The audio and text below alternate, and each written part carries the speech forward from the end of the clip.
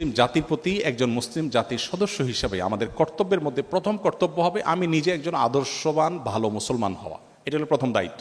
আমরা অনেকে জাতিকে নিয়ে অনেক চিন্তিত, কিন্তু আমি নিজের কোনো খবর নাই, আমি নিজে ভালো মানুষ হচ্ছি না। আমি নিজে ভালো মুসলমান হব, আদর্শবান মুসলমান হব, 5 ওয়াক্ত নামাজ পড়বো ঠিক মতো, সুন্দর করে ইসলামটাকে জানবো, আমার আচার আচরণ কাজ কারবার সব দিক থেকে ইসলামের সৌরভ ছড়াতে হবে। আমি যেদিকে যাব মানুষ দেখবে একজন মুসলমান গেছে। আমি যখন চিকিৎসা দেব তখন মানুষ একজন মুসলমান ডাক্তার চিকিৎসা দিয়েছে। আমি যখন ইঞ্জিনিয়ারিং করবো মানুষ দেখবে একজন মুসলমান ইঞ্জিনিয়ার কাজ করেছে। আমার প্রত্যেকটা কাজ থেকে ইসলামের সৌরভ ছড়াবে, সৌন্দর্য ছড়াবে, পরোপকার, মানুষের কল্যাণকামিতা, সুন্দর আচরণ, ম্যানার্স, ইসলাম যেগুলো আমাদেরকে শিখিয়েছে সেগুলো আমাদের মধ্যে আনা।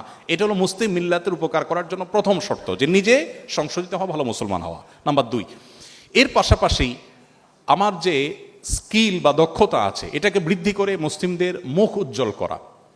আমাদের অনেক তরুণরা আছেন যারা একটু ইসলামের দিকে আসলে, অনেক মেডিকেল স্টুডেন্ট আছেন, অনেক আপনার ইঞ্জিনিয়ারিং অনেক স্টুডেন্ট আছেন, যে কোনোভাবে তিনি হয়তো দিনের ছোঁয়ায় এসেছেন, এরপর দেখা যায় সে পড়াশোনার প্রতি আর মনোযোগী না।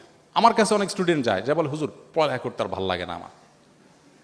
উনি এখন নামাজ কালাম পড়তে ভাল লাগে, ওনার এখন কোরআন শরীফ পড়তে ভাল লাগে, ওনার পড়ালেখা করতে ইচ্ছা করে না। তাই বললাম যে কার পলায় পড়ছেন আপনি, কাহিনী কি, কেন পড়ালেখা করতে ভালো লাগবে না?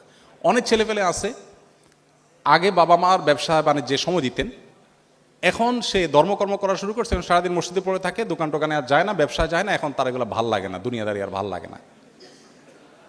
এটা হলো শয়তানের নেক্সুরতে ধোকা। আপনি কোনো দক্ষ আলিমের পরামর্শ ছাড়া নিজে নিজে ডিসিশন নেবেন, আপনার স্কিলকে আপনি কবর দিবেন, তাহলে আপনি মুসলিম মিল্লাতের ক্ষতি করলেন।